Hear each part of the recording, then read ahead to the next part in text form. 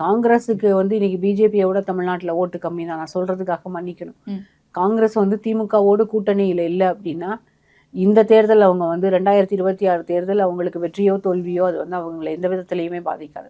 ஆனால் 2029 தேர்தல், ஏன்னா ராகுல் காந்தி 2 டேர்முக்கு அப்புறம் இப்போ தான் அப்போசிஷன் லீடராக இருக்காரு. இப்போ தான் அவங்க வந்து அப்போசிஷனில் பிஜேபி பவருக்கு வந்த 2 டேர்முக்கு 3வது டேர்மில் தான் இவங்களுக்கு அப்போசிஷனில் ஸ்பேஸே கிடச்சிருக்கு. இது வரைக்கும் காங்கிரஸ் எதிர்க்கட்சி வரிசையில் கூட இல்லை.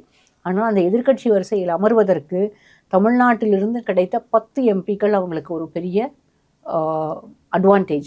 இந்த நம்பரை வந்து அவங்க லூஸ் பண்ணிடுவாங்க. டிஎம்கேவோட இல்லாமல் தனித்து போட்டியிடணும், இல்லை தாவேகாவோட போட்டியிடணும், இல்லை வேறு ஏதாவது ஒரு கட்சியோட, இல்லை எப்படியாவது ஒரு இடையில கூட ஒரு முறை ஜோதிமணி சொன்னாங்கல்ல, தாவேகா விஜய் ஒன்றும் காங்கிரஸுக்கு வந்து புதியவர் கிடையாது, நாங்கள் ஏற்கனவே பழசோ புதுசோ நீங்க திரும்பவும் வெளியில போனீங்க அப்படின்னா காங்கிரஸுக்கு பேசியிருக்காரு. திரும்பவும் முதல்ல கரூர் சம்பவம் நடந்த பிறகு வந்த கால் வந்து ராகுல் காந்தி கிட்ட இருந்து தான் தலைவருக்கு வந்திருக்கு.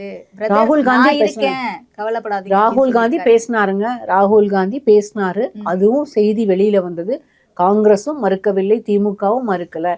ஆனா நான் சொல்றேன், அதை ஒரிஜினல் சொல்றதை தாண்டி நான் ஒரு தகவலை உங்களுக்கு சொல்றேன்.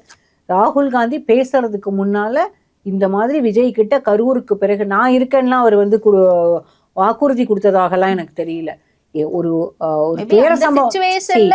துயர சம்பவம் நடந்திருக்கு, அதுக்கான ஒரு மாரல் சப்போர்ட், அந்த மாரல் சப்போர்ட்டை வந்து யார் வேணாலும் கொடுக்கலாம்.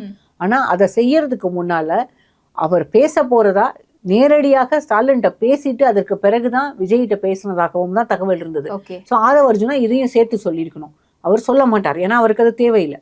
காங்கிரஸை கூட்டணியிலிருந்து வெளியில கூட்டிட்டு வரணும், காங்கிரஸ் இல்லைன்னா திமுக தோத்துரும் அப்படின்ற ஒரு எண்ணத்தை, ஒரு பிம்பத்தை உருவாக்கிக்கிட்டே இருக்காங்க. திமுக இல்லைன்னா காங்கிரஸுக்கு ஒண்ணுமே இல்லைன்றது யாருக்குமே தெரியல. காங்கிரஸை திமுக இன்னும் சுமந்துக்கிட்டு தான் இருக்கு. சொல்ல போகணும்னா பிரவீன் சக்கரவர்த்தி போய் பார்த்துட்டு வந்தாரு. பிரவீன் சக்கரவர்த்தி பார்த்த போது அவர் வந்து வெளியில வந்து சொன்னாரு, நான் இட்லி வடை தோசை கூட சாப்பிட்டுருக்கலான்னு. எங்க ஒரு அரசியல் கட்சி தலைவர் அரசியல் பேச போவாருன்னு பார்த்தா தோசையும் இட்லியும் வடையுமா சாப்பிட போவாரு?